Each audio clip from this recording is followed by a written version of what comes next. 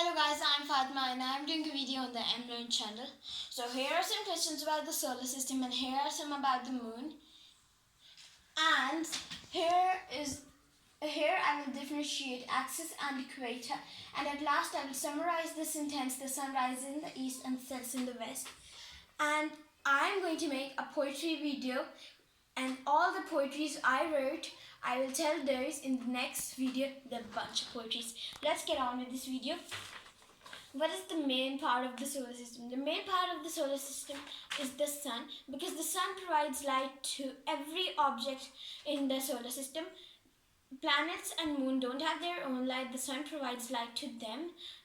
They reflect the sun's light, but stars have their own light and they're bigger than planets, and the moon and the sun is a star. Next question. Who was the first man to step on the moon? Neil Armstrong was the first man to step on the moon. On July 20, 1966, Armstrong became the first man to step on the moon. He and lunar lander Eagle pilot Buzz Aldrin, then the second man on the moon, Aldrin, came in and they walked for 3 hours and carried on their experiments. Next. How many planets are there in the solar system? There are 8 planets in the solar system approximately, if you count Pluto, because that's a dwarf planet. Next. Who was the second man on the moon? Aldrin was the second man on the moon. He came on the same day where Neil Armstrong came, and both of them walked on the moon. Next. What causes daytime and nighttime? The earth spinning around its axis around the sun causes daytime and nighttime.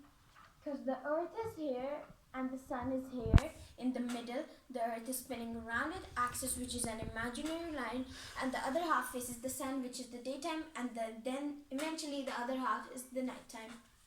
So, who was the first woman to step on the moon? Sally Ride, a US female, was the first woman to step on the moon.